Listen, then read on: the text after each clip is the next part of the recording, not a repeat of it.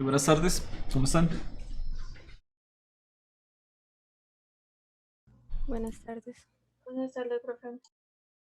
Deme un segundito, lo escucho un poquito raro. A ver ahora.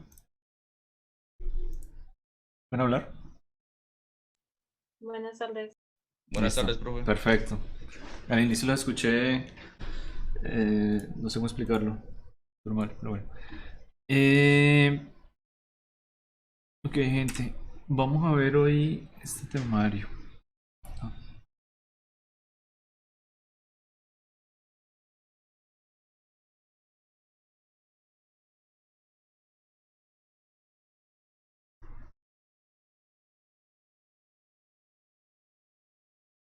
y listo. Bien. Ya nosotros terminamos con las cosas básicas, ¿no? Entonces continuamos mirando un poquito de la programación orientada a objetos, las cosas que se pueden llegar a hacer. Aquí hay algo nuevo que considerar y es la mutabilidad de las cosas. Es decir, si nosotros podemos llegar a modificar algo que de pronto antes no lo era, como lo es una cadena de caracteres o un número. ¿Sí? Hay objetos que sí se pueden llegar a cambiar, ya sea local, y eso tiene consecuencias globales. Entonces, antes nosotros llegábamos y modificábamos números en funciones, por ejemplo, cuando alimentamos un número en funciones, lo pasamos por una función, mirábamos el valor local de la función y el valor global de la función, es decir, imprimíamos adentro, imprimíamos afuera y los valores eran completamente diferentes. ¿Sí? Dentro de la función se creaba una variable casi que era auxiliar, casi que era local, que no tenía ninguna consecuencia en lo que pasaba afuera, pero resulta que ahora sí puede llegar a cambiar objetos que nosotros hagamos porque no están hechos con esa seguridad de considerarlos inmutables. No solamente lo que algunos hagamos, sino otros objetos que ya están hechos en Python también tienen esa cualidad. Las listas. Vamos a verlo más adelante. Las listas tienen la propiedad de que yo la puedo cambiar como a mí se me dé la gana. Es decir, dentro de un programa yo puedo hacer modificaciones de la lista y yo leo la lista de nuevo afuera, la imprimo y voy a ver que se hicieron cambios. ¿Ok? Entonces, miremos esa parte primero. Bueno, números y cadenas, caracteres, imposible cambiar. Eh, bueno, miremos el contenido dentro de una función. Entonces, siempre que nosotros pasamos el objeto a una función, nosotros pasamos esa referencia del objeto más no el objeto. ¿Sí? Eso es lo que hemos visto. Sin embargo, hay algunos que sí se pueden llegar a cambiar solo con pasar esa referencia. Por ejemplo, para el número o cadena de caracteres, el valor original del objeto, nada que ver. Pero si yo le paso un argumento del objeto que habíamos creado la vez pasada, la clase círculo, el valor sí se va a cambiar dentro de la función. Aquí tengo mi función, bueno, mi clase, de hecho, que es la clase de... que no ejecuto. Espera, borré algo. Ah, sí. Bueno, voy a leer mi clase, que es la clase de círculo la que hicimos la vez pasada. Es igualita, no tiene nada diferente. Y voy a utilizarla aquí en esta función que tengo. De hecho tengo dos. Tengo la función principal que me va a crear un círculo con los valores predeterminados. Esperen un tantito, muchachos.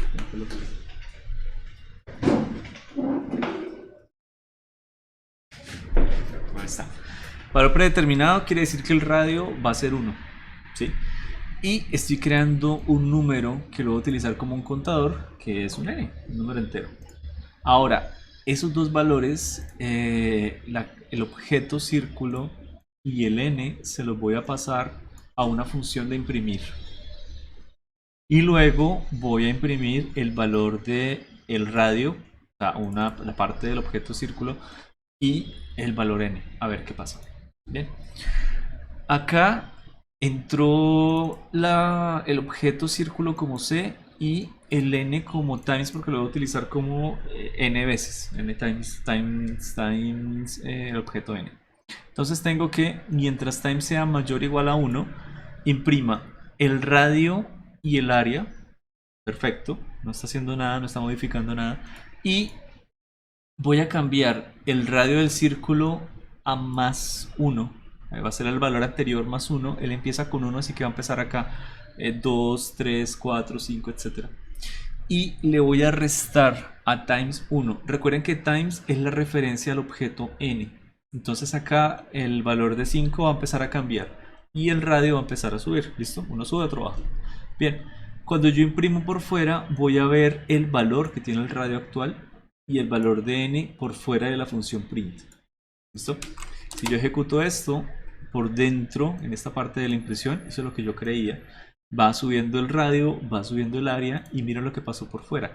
El radio tuvo un valor diferente al inicial. El radio se inicializó acá con un valor igual a 1 y si fuera una variable inmutable, si el objeto círculo no pudiera ser transformado por el usuario, acá también debería ser 1, pero no lo es. Al entrar en el círculo valió 2, 3, 4, 5, 6 y ya no pudo volver a entrar, ¿no?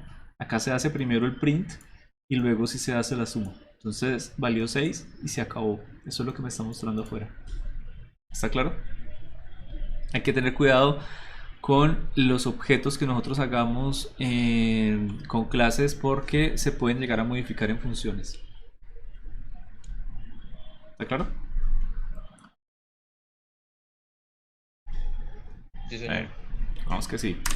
Entonces, voy a hacer un código aquí un poquito más pequeñito. Estoy definiendo una función que es, perdón, una clase que es para contar cosas.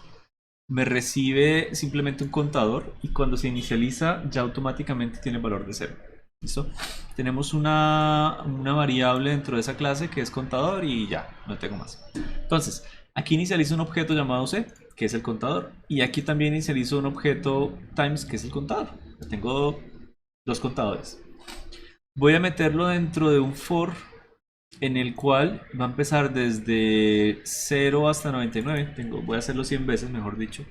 Y dentro de ese for lo que voy a hacer es coger el incremento, que es una función, y la voy a ejecutar. ¿Listo? ¿Qué me hace la función? Me aumenta un número de la variable contador y me aumenta uno de la variable times. Espera un momentico.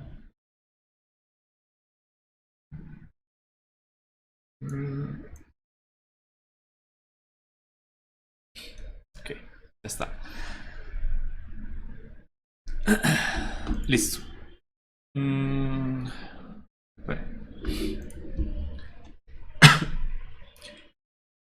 Ayer andaba, hoy también ando con un poquito maluco, no sé qué pasa.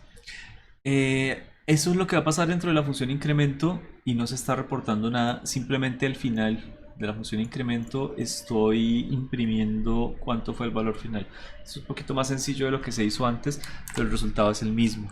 Cuando yo corro este código, lo que veo es, estoy borrando cosas, lo que veo es que el contador sí cambió. El que está dentro de la clase count, dentro del objeto C, cambió de 0 a 100. O sea, sí fue modificado. Y el entero que era times no se vio modificado. Las clases, los objetos que nosotros buscamos con las clases son mutables. La clase que ya tiene fabricada Python es inmutable, no se puede llegar a cambiar. ¿Listo? Podemos igual protegerlo para que no se pueda llegar a cambiar nuestros objetos. Sí, hay metodologías para hacerlo. ¿De acuerdo? Pero por ahora me interesaba que les quedara claro eso. Hay unos que son inmutables, otros que no. Ya nosotros lo vimos, los enteros y las listas no las puede cambiar usted. Usted las alimenta una función y le hace mil y un cambios y cuando mira el valor no cambió por fuera. Pero los que nosotros hagamos sí. ¿Ok? ¿Está claro o tiene alguna pregunta?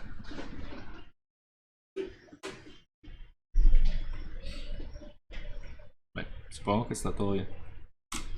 Entonces, una manera de evitar esto, de que el usuario pueda llegar y modificar los datos directamente, es esconderlos. Esconder los datos es simplemente tener una capacidad de que no sea accesible los valores dentro de una clase, sino para la misma clase, o sea, que el objeto no tenga esos valores disponibles o esos métodos disponibles, porque usted puede ocultar cualquiera de las dos cosas, ¿sí? ya sea un método o sea un valor una variable, mejor dicho.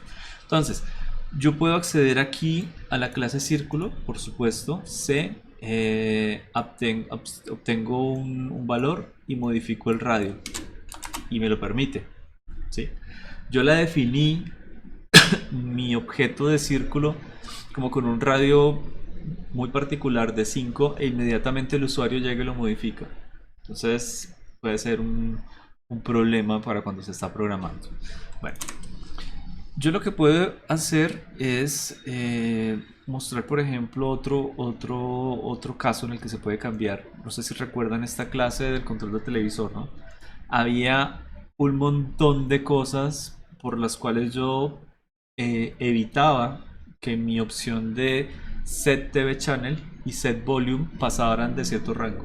Por ejemplo, el del canal estaba definido entre 1 y 120, pero nada evita que un usuario llegue y defina el canal, o sea, la variable de canal como un valor cualquiera. Entonces está saltando mis medidas de seguridad. Y lo mismo para el volumen, porque el volumen era de 1 a 7, creo. Entonces lo puede llegar y definir de otra manera. La clase círculo también podría llegar a fallar o mostrar resultados un poco extraños porque yo puedo llegar a definirlo con un radio negativo. Y de hecho no tiene sentido que sea con un radio negativo. Si yo tuviera en cambio un método set para el radio, él podría llegar a decir, ok, desde que esto que el usuario vaya a meter sea un número y sea mayor que cero o igual, bueno, mayor que cero, me parece bien. Entonces ya tengo dos cosas que podrían llegar a evitarme el error. ¿Listo? Bueno, este sería el ejemplito de cómo dañarlo, por así decirlo. Tengo aquí la clase de televisor. Defino un objeto de tipo televisor. Un segundito. Lo enciendo, defino el canal como 1500 y le pongo obtener canal. Y ese es el problema. Que el canal realmente se establecería como de 1500 y pues es un error, ¿sí? La opción de canal no puede llegar hasta tanto.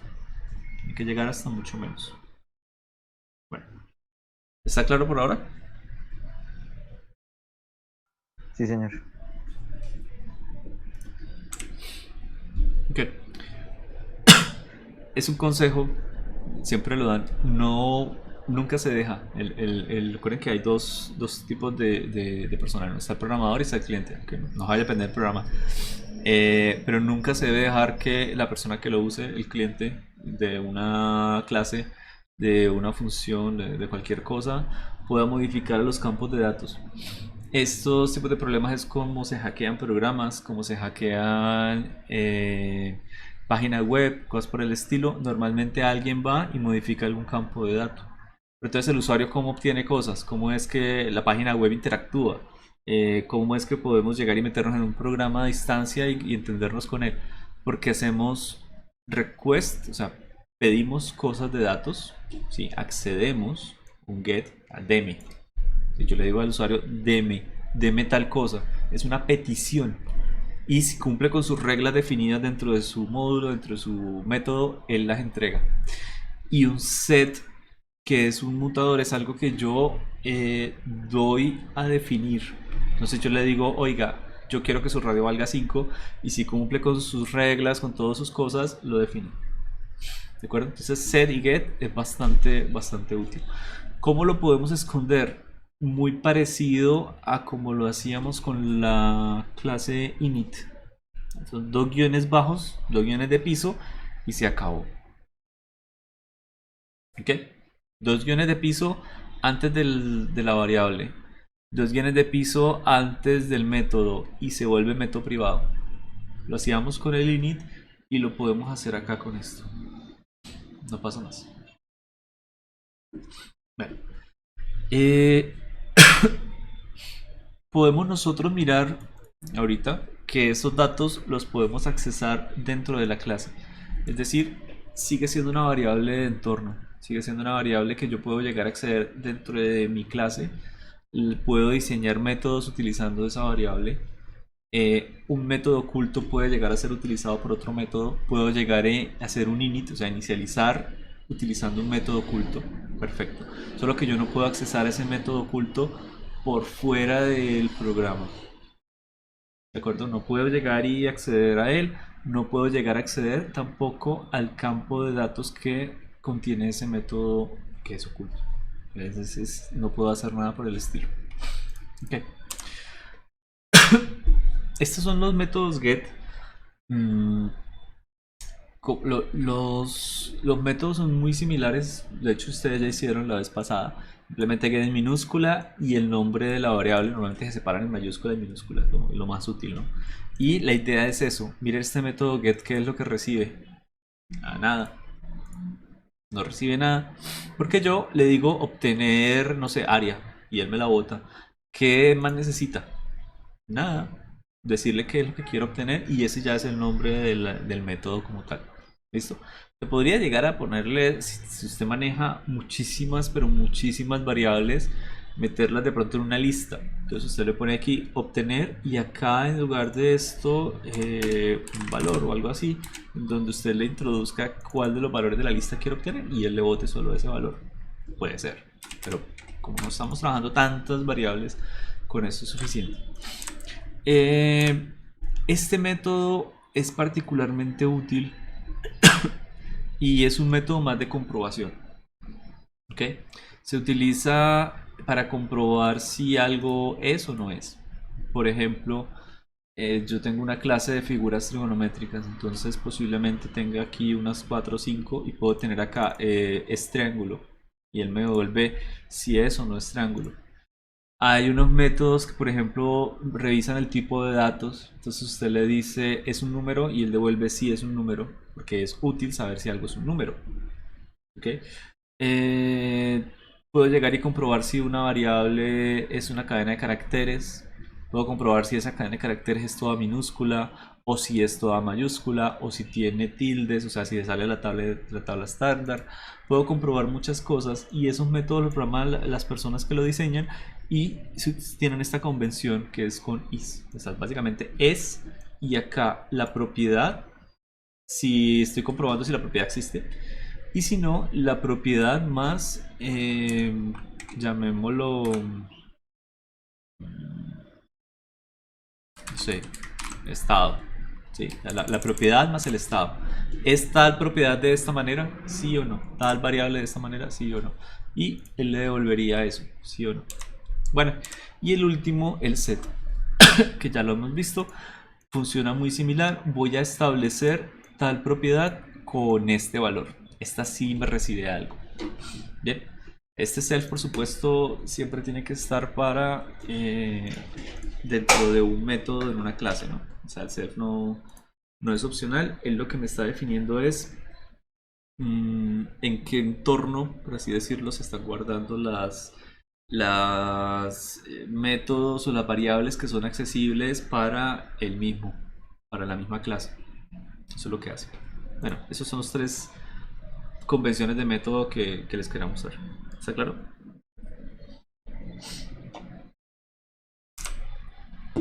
Bien. Vamos a jugar un poquito con esta clase del radio. No sé si ven que hay algo diferente en esa clase de radio, ¿no? O se alcancen a notarlo. ¿Qué le ven raro? ¿Está protegida? Solo una cosa, sin embargo. O sea, la variable en torno del radio, ¿no? Acá, con estas dos guiones de piso, radius se vuelve casi que interno. Cuando yo la llamo de ahí en adelante en cualquier parte de la clase, la tengo que llamar por supuesto igual, pero funciona, me permite acceder a ella.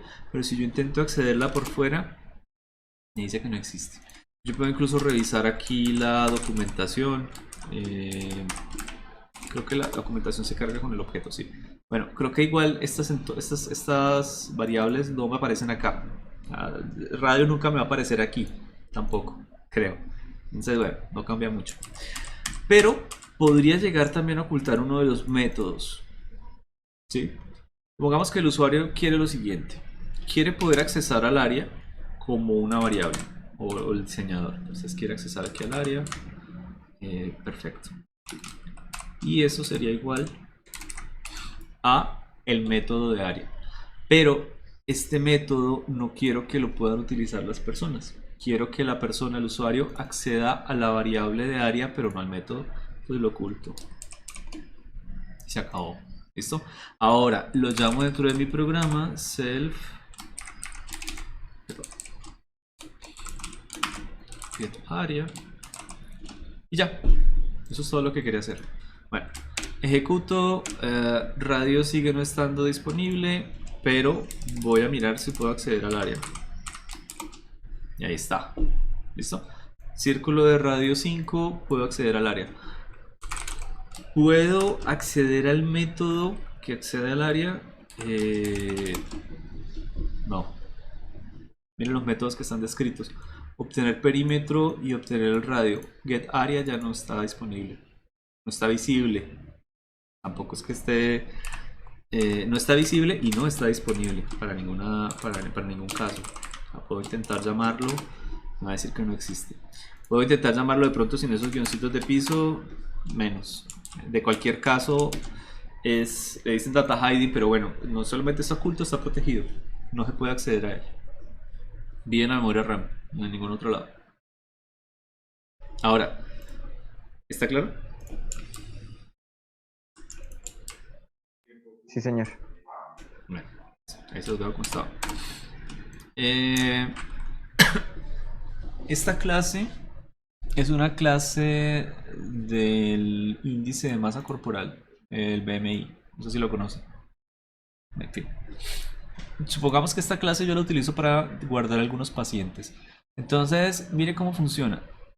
Primero, en el init, yo voy a establecer el nombre del paciente, la edad, el peso y la altura. Aunque yo no necesite ni el nombre ni la altura para determinar el BMI, yo los dejo acá para identificación o creación única de pacientes, ¿sí? El nombre y la edad. De pronto me puede servir el nombre para identificación y la edad para alguna categoría. Al fin y al cabo, este índice pues se tiene que revisar por un médico. Bien. Acá tenemos entonces nombre, edad, peso y altura como ocultos. Quiere decir que una vez se cree cada paciente, no se puede modificar por acá. ¿Listo? Acá tengo algo que es para obtener el BMI, el índice de masa corporal. Y simplemente lo que hace es coger la altura, perdón, el peso sobre la altura al cuadrado. Y ya. Ese es el índice de masa corporal. Aquí, yo no recuerdo por qué hice esto. Es una buena pregunta. Ayer también me quedé como pensando. Podría haber usado el format eh, para devolver esto como un numerito, ¿no? Y se acabó. O no recuerdo si el BMI se tiene que redondear de esta manera. O sea, multiplicar por 100 y luego redondear. No sé, me parece raro. Pero bueno, en fin. Este es el numerito redondeado. Pongamos. Y acá tengo algo, un método aparte que es para el status. Lo único que hace ese status es comparar el BMI que se obtiene aquí, lo estoy accesando a este método, y lo compara con estándares fijos. Entonces, si el BMI es por debajo de 18,5, estoy bien. Por debajo de 25 estoy normal, y por debajo de 30 tengo sobrepeso, y mayor de 30 tengo obeso. Acá de pronto le faltaría mórbido, muerte inminente o récord Guinness. Nos faltan esas categorías. Y puedo acceder a estas cosas que están ocultas, a estas variables de la clase solamente con métodos get. Entonces cada uno de los métodos get tiene su propio, bueno, cada variable tiene su propio método get. ¿Okay? No hay ningún método set. Que es que una vez yo creo esto para un paciente, mi única opción es reemplazarlo, volverlo a crear. Si eso está creando en una lista, tendría que reemplazar el elemento de la lista por otro o simplemente eliminar ese elemento y crearlo al final o lo que sea, pero una vez ya algo esté mal, algo cambie, no puedo llegar a acceder a él. Y es muy normal hacer ese tipo de cosas en programación. Si yo voy a cambiar algún dato nuevo de alguna cosa, algún paciente, normalmente se elimina un registro y se mete un registro nuevo. Es muy normal. Okay. Bueno. Sobre todo por algo llamado, no sé si ustedes conocen, las sumas de verificación. ¿O han escuchado algo de eso alguna vez? Resulta que cuando yo creo cualquier cosa, este objeto por ejemplo, yo puedo llegar y cargar algunas librerías que me generen una suma de verificación.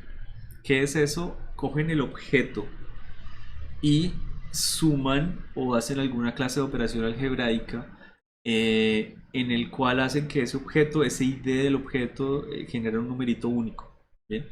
Si yo llego y digo, bueno, tengo una cadena de caracteres, 20 variables, qué sé yo, y creo mi suma de verificación, me va a crear un numerito que se me va a repetir cada millones de billones de combinaciones.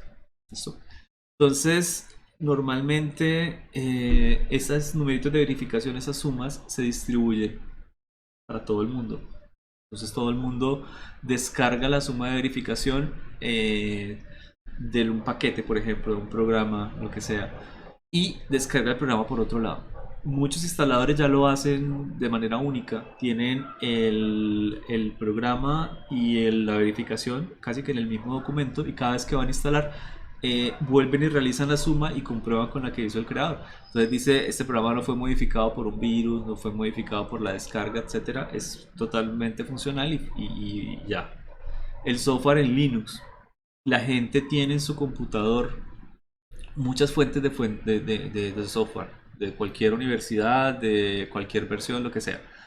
Pero hay unos servidores que se consideran bastante seguros, como el servidor de Debian, de Ubuntu, de lo que sea, de la fuente de Linux que sea. Y allá se guardan las sumas de verificación de muchos otros servidores. Entonces, cuando usted descarga una fuente de dicho servidor, él va y comprueba con la fuente confiable de si ese archivo también es confiable. Y así es como se puede llegar a crear. Bueno, acá tengo una función. Simplemente voy a crear un usuario. O sea, esto es un objeto que lo único que hace es llamar la clase de BMI, me crea a fulanito, le pone una edad, le pone un peso y le pone una altura. Y me muestra si ese BMI de él, el estado. Aquí me imprime el nombre, me imprime el numerito y el estado. ¿Listo? Entonces... no la ejecuté.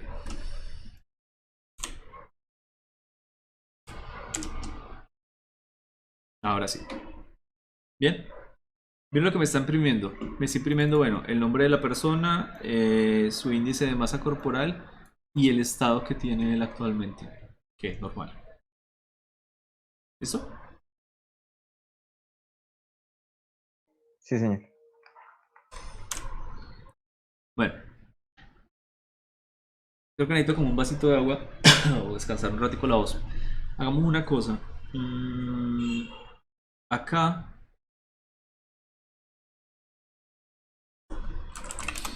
Esto es-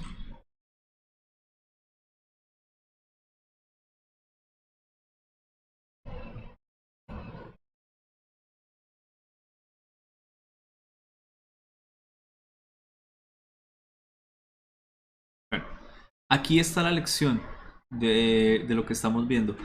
Hay muchas más cosas, por cierto, más adelantico hay una lección, pero mm, revisen acá entre ustedes hasta lo que estamos viendo en este momento.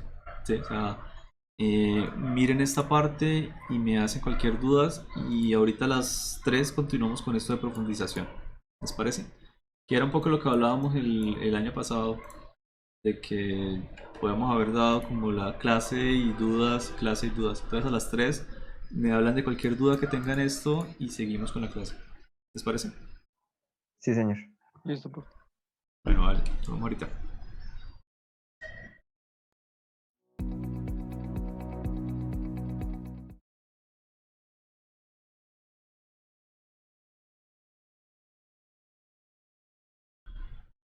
¿Me oyen?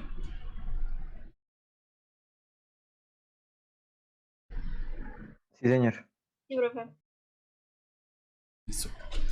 Bueno, gente, continuamos. Vamos a mirar un poquito de cadenas de caracteres, sobre todo porque ya sabemos que dar un poco de clases y esta clase tiene muchísimas cosas útiles como ejemplo de buen diseño de una clase. O sea, tiene muchísimas cosas de métodos get, set, is. Bueno, set no tanto, más de información, que la cadena de caracteres es muy complicado modificarla, a menos que yo cree otra cadena de caracteres. ¿Listo?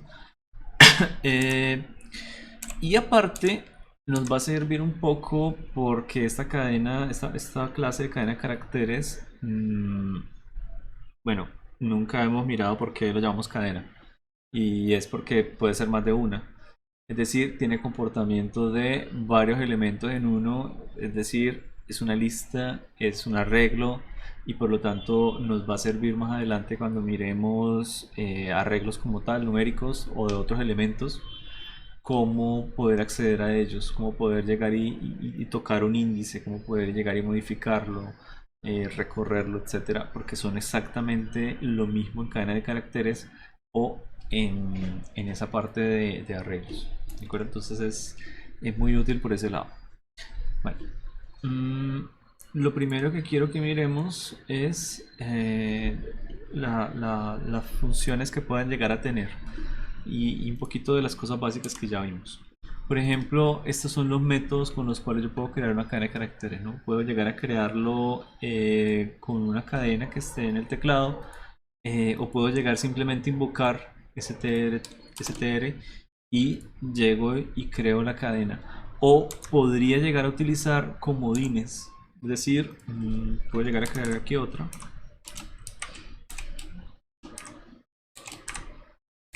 ¿Qué pasa con el teclado?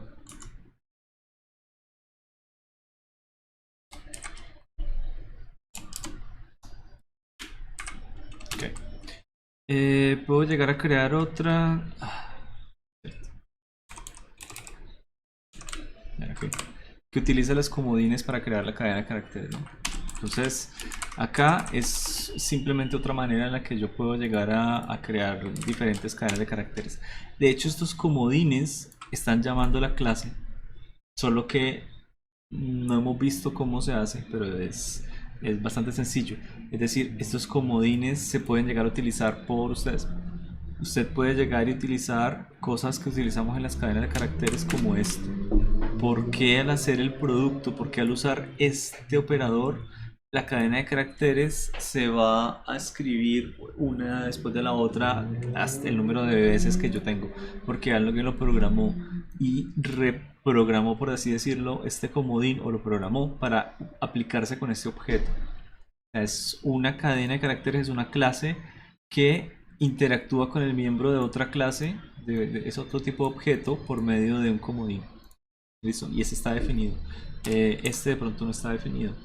Ese comodín, ningún programador o un grupo de programadores se puso de acuerdo en que podría llegar a ser útil y lo podemos utilizar para esto o esto. No, simplemente no todos los comodines están disponibles para todas las cosas, pero podemos utilizar absolutamente cualquiera de estos operadores que ya hemos utilizado están disponibles para nuestras clases, las clases personalizadas. Bueno, vamos a mirar un poquito la ayuda de la... Eso es simplemente otra forma de llamar la ayuda del método str y a ver qué podemos encontrar. Ok, este es el adicional. O sea, miren este método. Okay. Es un método especial muy parecido al init. Aquí se lista porque es un método que la persona puede acceder aunque comience con 2 barras de piso. Pero esta palabra at es una palabra especial reservada como el init. Por lo tanto, usted puede llegar y utilizarlo para sus cosas. Este add no es otra cosa más que escribir el valor de más. Este equal, míralo, aquí está, es el doble igual. Hay demasiadas cosas que usted puede llegar a tener. Está el mayor igual, está... Bueno, getItem ya vamos a mirarlo, pero getItem es básicamente poder usar estos corchetes rígidos para acceder a un elemento de una cadena, un elemento de una lista, un elemento de algo. Usted tiene un objeto que tiene muchos elementos y a usted le parece práctico organizarlos, usted puede utilizar el getItem para dejarle un método exclusivo que pueda llegar y funcionar con eso. ¿Ok? Entonces vale la pena. mayor igual, etcétera. Estos son muchos de esos métodos. O sea, mira los simbolitos por acá están. ¿Sí? Aquí están. Longitud, también lo vamos a ver. Eh, diferente. El módulo. Representación. Ese sí no lo recuerdo. ¿Cómo se representa? ¿A qué se refiere a...? No, pero no puede ser. Una cadena de caracteres no recibe paréntesis, porque eso indicaría que es una función o un método, una clase o algo así. No lo es. Entonces no recibe paréntesis. En fin, str, ok, este sí. Básicamente es un poco redundante, pero ¿cuál es la cadena de caracteres de una cadena de caracteres? Y acá tiene una mano de métodos que son bastante útiles. Por ejemplo, pone las cosas en mayúscula. Y así puedo llegar a empezar a bajar y encontrar, por ejemplo, que hay unos is. Es decir, es un número completamente. Si es un número, toda la cadena de caracteres devuelve cierto. Si no, devuelve falso. Y así. Aquí tenemos, es un código ASCII, es decimal, es un dígito, es un identificador, es en minúscula. Hay muchísimas cosas de métodos is, ¿de acuerdo? Aquí hay uno un poquito más de unir cadena de caracteres que básicamente es concadenar. Y estoy seguro que el método de cadena de caracteres de más y el de concadenar pueden estar casi que llamándose uno al otro. Porque son métodos muy similares, ¿no? Se comparten bastante. Aquí hay uno para convertirla en minúscula. Este creo que elimina los espacios iniciales. Ok. Y hay muchas cosas como encontrar. Ya casi que uno, por las convenciones, como que medio tiene idea de lo que va a hacer. Bien, estos comandos de find, comandos de índice, justificar, particionar, etcétera. Split, dividir una cadena en diferentes cosas. Yo le coloco que es la separación. Es un espacio en blanco, es un guioncito, lo que sea. Y me divide en n cadenas diferentes. Y bueno, ahí vamos a revisar algunas de estas. Bien. Pregunta. Ustedes no me dijeron nada. ¿Revisaron las cosas? ¿Les quedó claro lo que vimos ahorita? ¿O tienen alguna duda de eso? Yo tengo una pregunta, profesor. Cuando uno crea el init en, pues, en una clase, Ujú. las dos barras de piso que están antes, ¿es para hacerla privada o ya es porque así es como se tiene que escribir el init? Ok, perfecto. Es esto. Si ve que aquí, aunque tengan las barras de piso, me aparecen dentro de los métodos, es porque son métodos especiales. Tienen el adicionar. ¿Sí? Y ya son casi que registrados de las clases tienen estos métodos especiales que se pueden llegar a usar. Incluso se pueden llegar a poner algunos otros métodos especiales, pero bueno, ahí son la gran mayoría. Y el init es un método también especial, lo que quiere decir que él espera las dos barras iniciales y las dos barras finales. El init sí lo tiene que tener, no porque esté oculto, porque el init creo que se lista acá cuando uno lo pone en la clase, sino porque es especial. Eso es. Listo, profesor. Gracias. Ok. Uno de hecho puede llamar estos add. Lo hacemos rápidamente. Bien, voy a crear una cadena de caracteres. Me lo puedo crear aquí mismo en pantalla. Sería algo así.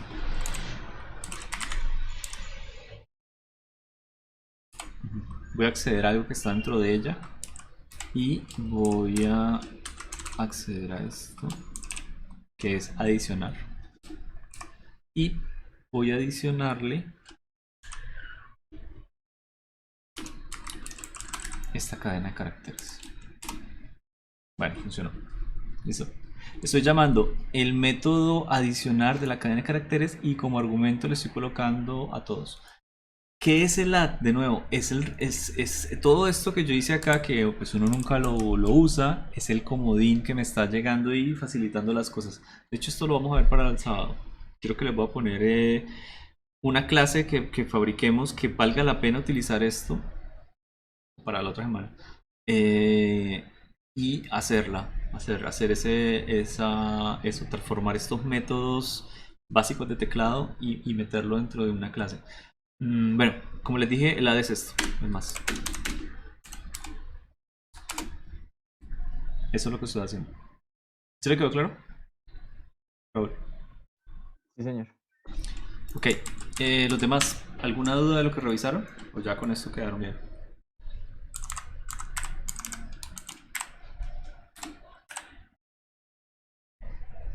¿Bien? Profesor, ahí solamente como por confirmar esto, para modificar una variable que esté protegida dentro de una clase, puedo hacer un set que la modifique desde adentro, ¿cierto? Sí, claro. Si quiero lo hacemos acá. O sea, class, lo que sea. Uy,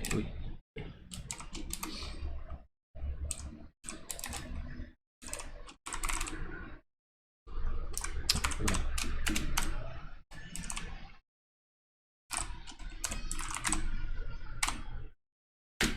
Listo. Pongamos un parámetro acá de prueba pequeñito.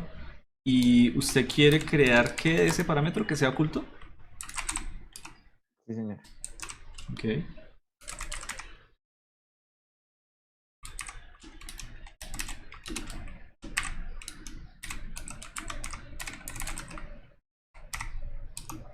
Sí, ya estamos. Eso es lo que estoy haciendo. Inicializo mi clase solamente con ese parámetro y se acabó. Ahora, yo puedo hacer un set para cambiar ese parámetro que está oculto. Sí, claro, eso es todo lo que les decía. Lo único que nosotros necesitamos es algo de eso. Ahora, ese parámetro con qué me va a funcionar, pues con un nuevo parámetro. Ahora en el parámetro, no pasa nada. Básicamente lo mismo.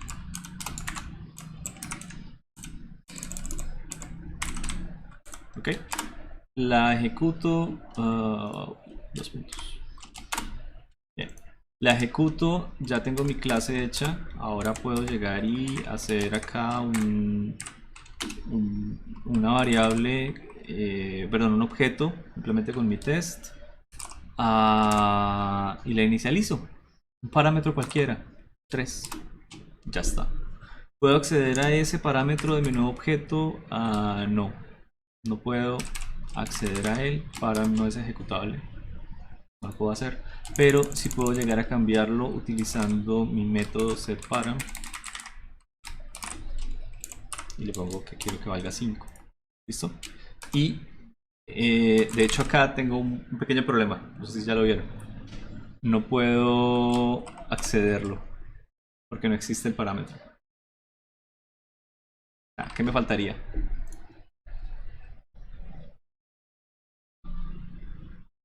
Solo puedo definir el parámetro, no puedo hacer más. Solo tengo setParam.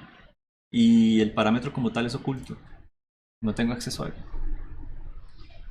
¿Notaría un return? ¿No? Un get.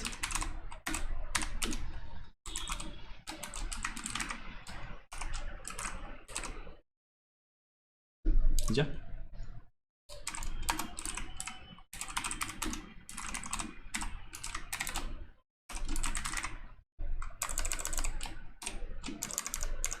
Ok.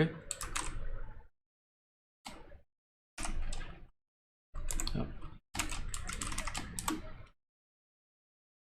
Perdón. Punto. Ahí está. Es lo único. No tenía un método get, no tenía un método para poder acceder a mi parámetro nuevo. Tengo uno para reemplazarlo con un nuevo parámetro, pero no tengo uno para obtenerlo. Eso era. Hay muchas cositas que uno se pone a jugar y de pronto hay cosas que nunca ¿cómo se dice? No me he fascinado por hacer o algo por el estilo. Hay cosas que vale la pena uno llegar y probar. Por ejemplo, puedo llegar y hacer esto.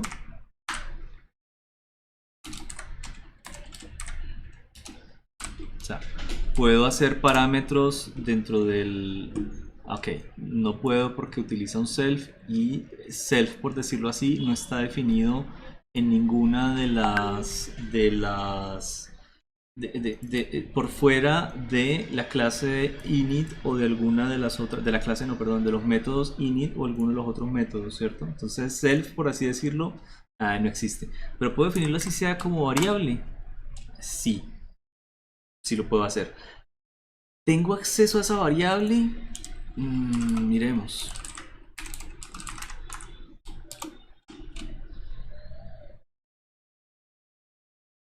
¿Tengo acceso a esa variable? Ya pues. Sí, tengo acceso a esa variable. Ok, desde acá.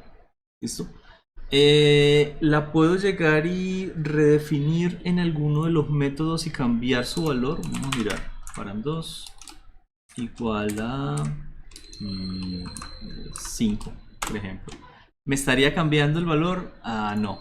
Hasta ahí ya no. Porque este es un método init. Yo puedo llegar a cambiar el valor dentro de él. Pero acá lo definí como 0. Es decir, él entraría, por así decirlo, en esto. Este es no mutable. ¿Sí? No mutable. Entonces sigue valiendo 0. Cuando yo le digo, oiga, ¿cuánto vale el parámetro 2? Me dice que 0. Por eso es que es importante que ese parámetro esté al menos dentro de una de estos métodos que haya. Son cositas que uno puede llegar a probar. Otra cosa que puedo llegar a mirar.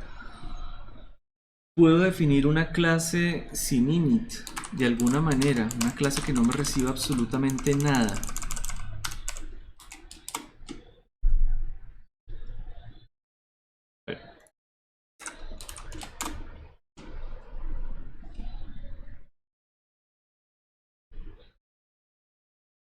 Ok, puedo.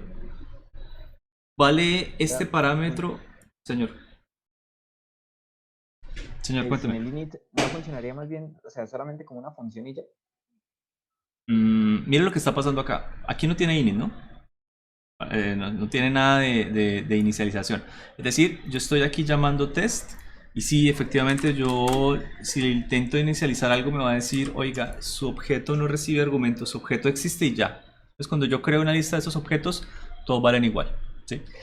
En el momento en el que yo pongo acá add set param, es decir, que yo accedo a este método, me está creando un nuevo parámetro y lo pone accesible para todos los otros métodos. Es decir, nunca se inicializó, pero ahora tiene un parámetro. Existe algo dentro de él. Y por lo tanto funciona get. Pero nunca se inicializó. O sea, no tiene nada cuando se crea que lo haga diferente de los demás. No tiene ninguna clase de contenido de datos. No me está guardando nada. Es simplemente inicializar algo por inicializar. Y hay muchísimo poder en inicializar algo. Es en el momento en el que yo le pongo su identidad, sus valores iniciales, lo que sea. Entonces el init es casi que de los, de los métodos más utilizados, más importantes. ¿Ok? Aquí sería de pronto para hacer una clase que sea una colección de métodos. Una colección de métodos y que realmente no se necesite inicializar ninguno. Es raro, pero se puede hacer. El init no es obligatorio. ¿Listo? Y hay muchas más cosas que se pueden llegar a probar de una clase. Muchas más cosas por ahí que se pueden llegar a mirar. La verdad no recordaba si el init lo necesitaba o no. Creía que no. Bueno, sí, no se necesita. Lo del parámetro de definir algo por fuera me parece raro, que pensé que lo medio prohibían. Pero sí me parece muy normal que no se pueda accesar dentro de ninguno de los métodos. Bueno, es accesible dentro de los métodos, perdón, pero cuando yo le pido el valor a la clase siempre me va a poner el valor con el que esté definido por fuera, porque aquí ya funciona más como valor global, valor local, valor global, valor local. Y hay muchas más cosas. Se puede hacer una clase dentro de otra clase, ¿sí? Entonces, son cositas que uno debe explorar o debe mirar en otro lado de pronto porque pues ya serían como mucha profundización en cosas que de pronto no se necesitan mucho. Una clase dentro de otra clase ya es una necesidad de un tema particular muy específico. Entonces, eso es. Se puede hacer, claro. Sí, dañar la sorpresa. Va a ser una clase dentro de otra clase. Ok, listo. ¿Tiene alguna otra duda? Así sea, Raúl, otra vez. No, no, señor. Bueno, Raúl, ¿y le aclaré la duda que tenía?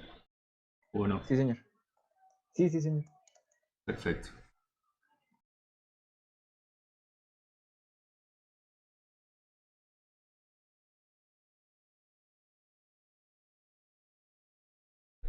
Esperen un segundito.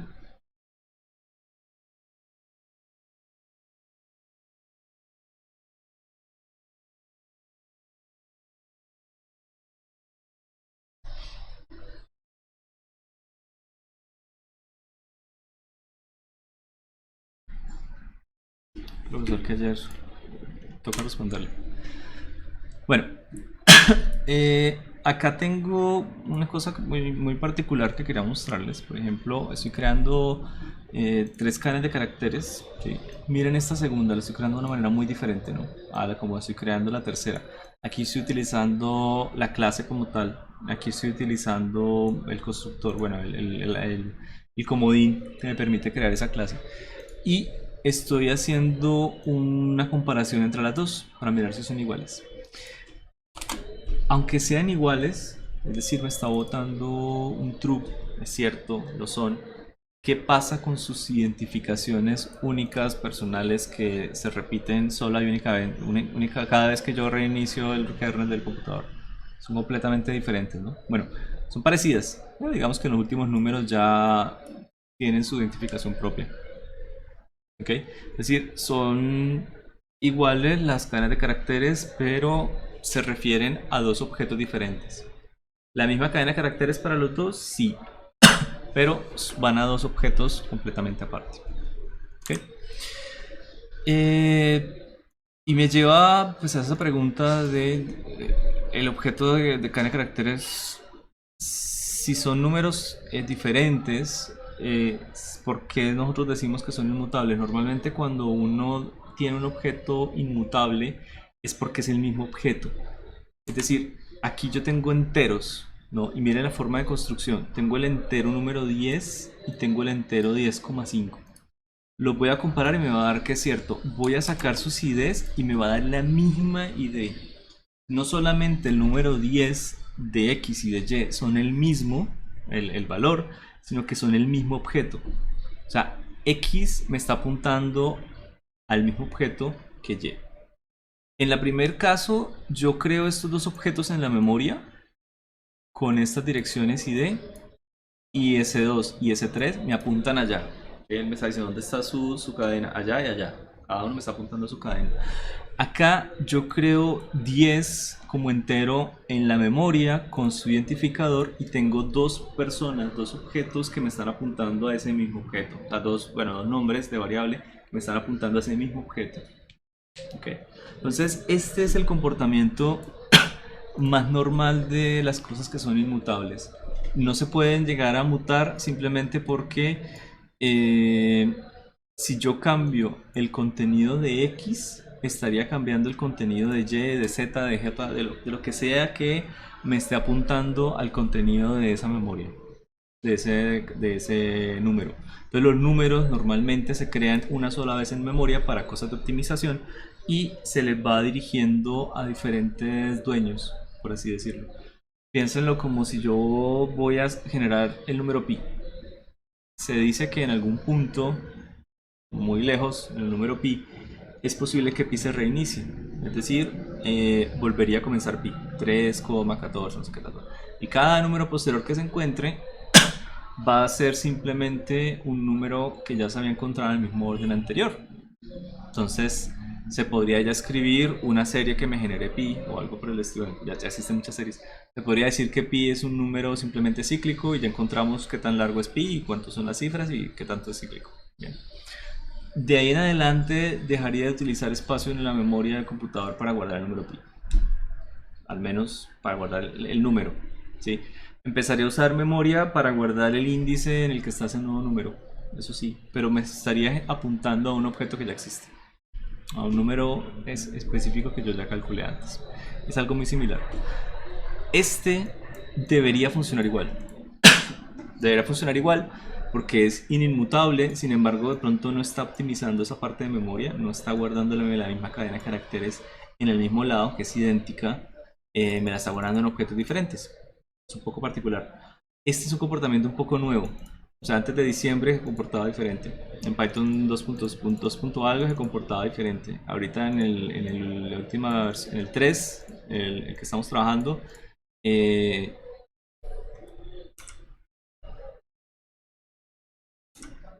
Ok. Este comportamiento es el que se da, donde se me quedan dos objetos diferentes. Antes no, se creaba solo uno. Bueno, miremos las diferentes funciones que nosotros podemos llegar a acceder cuando estamos trabajando con cadenas de caracteres. Este método, de hecho, es el len, esa función, es algo que yo puedo llegar y construir como un método. O sea, dentro de la función cadena de caracteres yo puedo decir qué es len. Yo puedo definir qué es max y yo puedo definir qué es min. Es decir, dentro de mis programas personalizados yo puedo llegar y crear un método que se llame min. Y él va a funcionar solamente cuando la persona active la función min. Es decir, se vuelve más opciones, no solamente algunos caracteres especiales como estos, sino que algunas funciones especiales también tendrían un comportamiento. Bueno, voy a imprimir bienvenido. ¿Listo? La primera, ¿qué me está dando?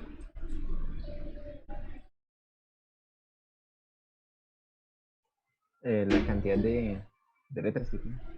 Ajá, el máximo y el mínimo respectivamente. ¿Qué opinan? No dejen solo a Raúl.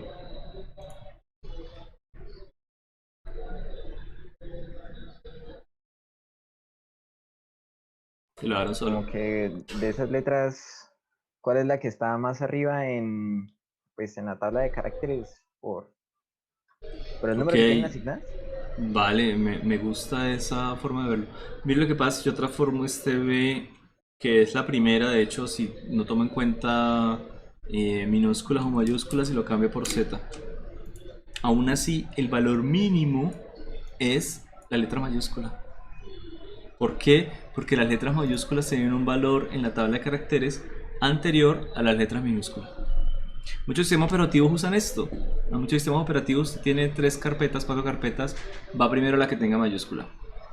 ¿Cuál va antes la que tenga mayúscula? Las que tengan los números. ¿Y cuáles van antes de las que tengan números? Las que tengan algunos caracteres especiales, ¿no? Un guioncito o algo así, entonces van primero. Y así la gente las organiza.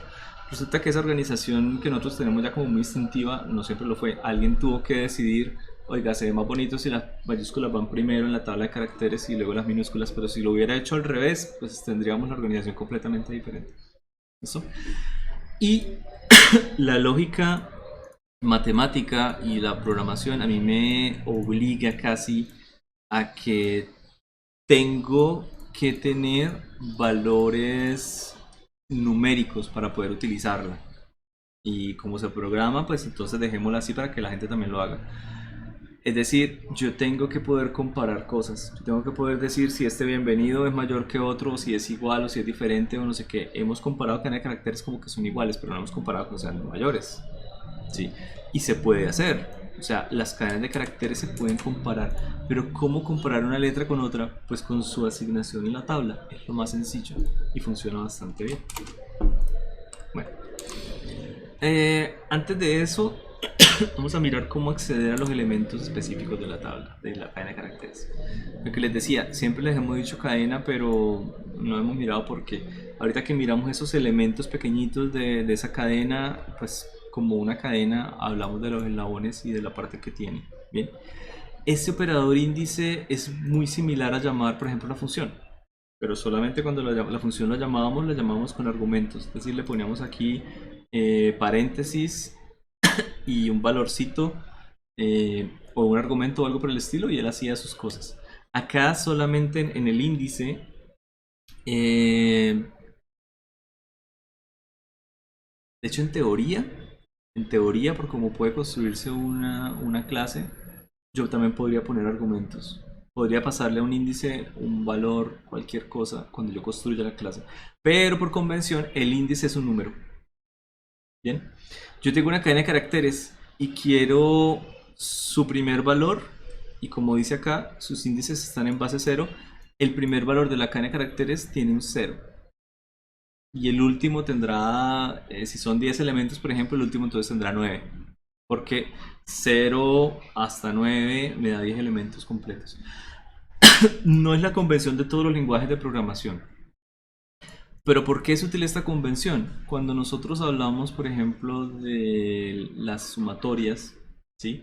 y queremos coger una sumatoria o alguna notación matemática de cualquier libro y pasarlo a mi programa, a mi software, resulta que yo siempre, por ejemplo, comienzo las sumatorias en cero. Es algo muy normal en matemáticas que comiencen en cero y no en un número como 1, 10, 20, lo que sea. Entonces, la notación matemática de la sumatoria y de los índices que yo estoy hablando de elementos son idénticos. ¿Qué quiere decir? Que mi posición inicial puede ser mi arreglo o vector x en el índice 0. Y ese es un x sub 0. Todos lo tenemos de una vez claro. ¿Qué es la velocidad inicial? V sub 0. ¿Qué es la energía inicial? E sub 0. Entonces podemos hablar de arreglos de energía, de vectores, de posición, de aceleración, todos con el índice 0 y lo tomamos como valores iniciales. ¿Qué tiene que hacer la gente de MATLAB? Los ingenieros, en el cual es muy famoso este software, o en algunas otras personas, sufrir porque sus índices comienzan en 1. ¿Cuál es la lógica detrás de eso? No sé. El software es muy utilizado por ingenieros, de nuevo.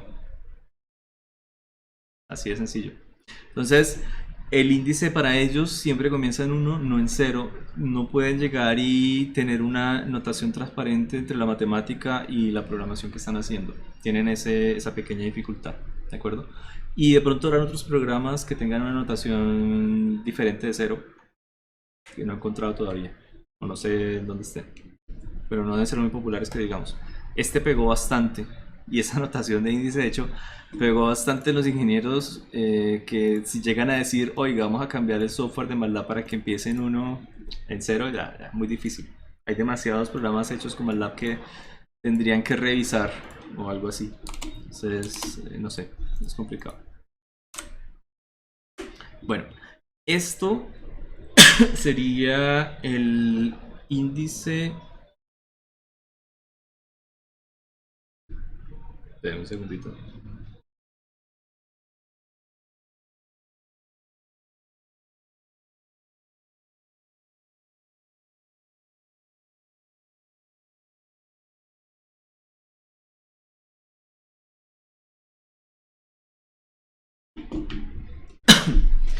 Eh, Este sería la forma en la que yo puedo llegar y mirar los índices de la cadena de caracteres, ¿no?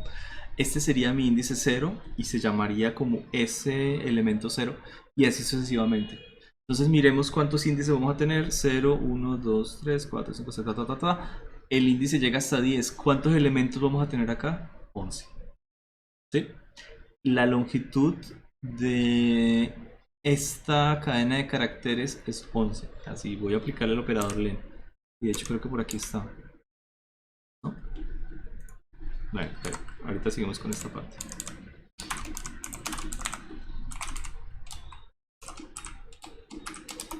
Listo. Esa sería mi longitud de la palabra programando. ¿Vale? Eso es lo que quería que miráramos. Bueno. Acá podemos llegar y mirar cómo es posible iterarlo, ya que tenemos una cosa que está compuesta de muchas otras. Es muy normal que se permita la iteración.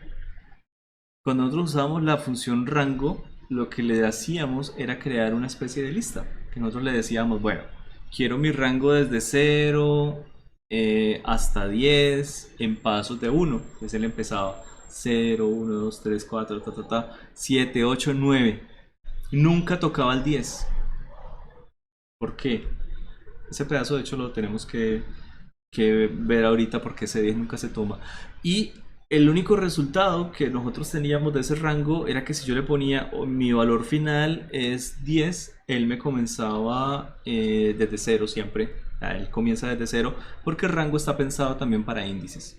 Entonces yo le pongo rango 9 y él me va a crear 9 elementos comenzando con 0. Así va a llegar hasta 8. ¿Listo? Es muy útil utilizarlo con la función len porque cuando yo digo la longitud de algo que tiene 8 elementos me va a colocar 8. Entonces yo digo rango a la longitud de algo y él va a recorrer elementos desde 0 hasta no la longitud, porque ese índice no existe, el índice anterior que sí existe. Ahorita lo miramos. En fin, aquí voy a iterar i, una variable, y voy a iterar la lista S1. Es la manera más sencilla de iterar una lista. Y esta es la lista que quiero la cadena de caracteres programando. Entonces lo único que va a hacer es cada ciclo sacarme un carácter aparte y me lo está imprimiendo en pantalla, por eso me los da así en vertical. ¿Listo? Eso es todo. ¿Ya? Vale. La clase somos Raúl y yo. Lo que les estaba comentando, Raúl. Acá tenemos. Sí, ya me cansé de hablarles a todos. Aquí tenemos la cadena de caracteres programando y vamos a tener el ciclo for, pero, ojo, acá yo estoy iterando un elemento que es iterable, por supuesto. Y acá estoy iterando un elemento utilizando sus índices. Bien, entonces, ¿qué va a tener este i? Ya no va a ser cada elemento que me vaya entregando ese 1 en orden. Él va entregando la p, la r, la o. No, ya ese no se va a iterar. Lo que se va a iterar es un número, porque es la función rango. ¿Desde dónde va a empezar la función rango acá? Desde 0. ¿Hasta dónde va a llegar? Hasta la longitud de la función. Es decir, de la cadena de caracteres, perdón. Es decir, esta cadena de caracteres tiene 11 elementos, entonces va a llegar hasta el elemento número 10. ¿Qué va a pasar? Que él va a empezar a recorrer estos índices desde 0 hasta 10. El elemento 11 no existe. Y acá tengo los pasos. Voy a ir paso a paso y voy a obtener la misma palabrita. Podría llegar a cambiar los pasos.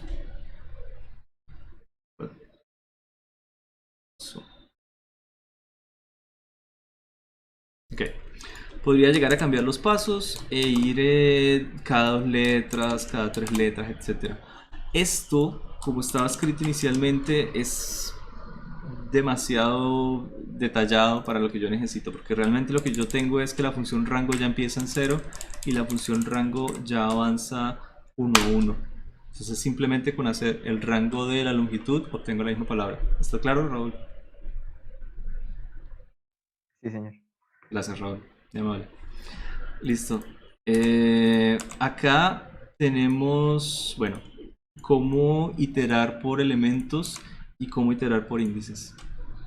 Eso es lo que quería que a Raúl le quedara claro.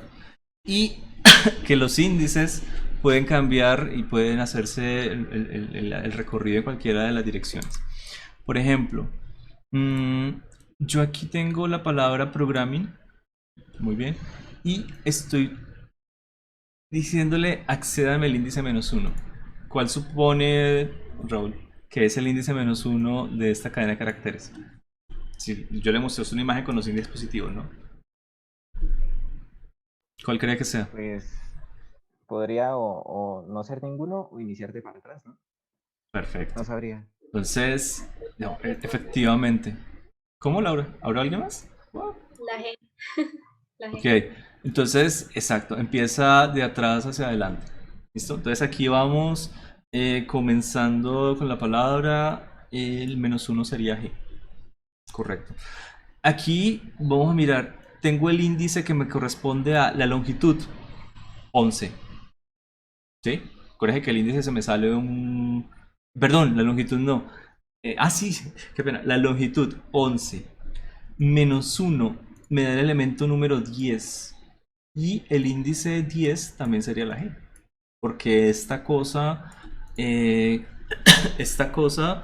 realmente es hasta índice 10, porque tiene 11 elementos, el 0 cuenta. Entonces, lo que tenemos arriba de utilizar un índice negativo es el equivalente de hacer lo que está abajo, de coger la longitud total del objeto y restarle 1. Este es un índice positivo, por supuesto. Este es el índice negativo, son equivalentes los dos. ¿Ok? ¿Cómo acceder al primer índice de atrás hacia adelante? Bueno, aquí ya la G no comienza como -0. Podría llegarse a dar en... si 0 y -0 no fueran el mismo número, podría llegar a pensarse programar algo similar, pero no. Entonces, el índice -1, -2, -3, este ya no es el elemento -10, es el elemento -11. Es menos la longitud del vector, de la lista, es decir, de esta cadena de caracteres. Voy a imprimir, efectivamente, este me da G, este también me da G y este me da el primero. Eso es. Ok, puedo empezar a molestar por acá. Por ejemplo, me dio una de las M's. 1, 2, 3, 4. Me dio la segunda. Eso es. Bueno. ¿Les quedó claro, Raúl y Laura? Sí, señor. Bien, me alegro. Acá voy a mostrarles simplemente cómo yo podría igual con una función de rango, pues de pronto es un poquito útil si yo quiero acceso a ese índice por alguna razón. Si yo quiero no acceder solamente a los elementos sino al índice, podría ser que yo haga alguna operación con el índice dentro de alguna función. Entonces sí, el rango sigue siendo un poco útil, aunque por supuesto es más fácil llegar y decir S, itéreme S, chévere. Pero bueno, el rango sigue funcionando y acá lo que voy a imprimir es el rango y la función. El índice, perdón, el índice y la función. Eso es lo que me está accediendo. Y puedo acceder al sentido contrario también para mirarlos. ¿Listo? Este es el índice -1, el índice -2, el índice -3, etcétera. Ahí están las dos palabritas con cada uno de los índices.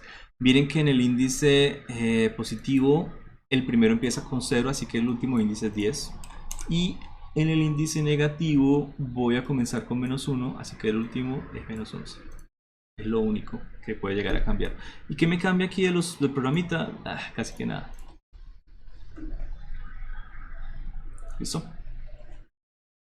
Bueno.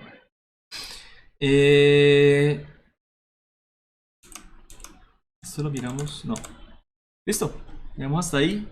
El resto lo miramos el día sábado, ¿les parece? Sí, señor. Bueno, si tienen, gracias. Si tienen alguna duda o algo, me consultan. Igual yo no voy a terminar la clase de una vez. Revísenlo, está montado.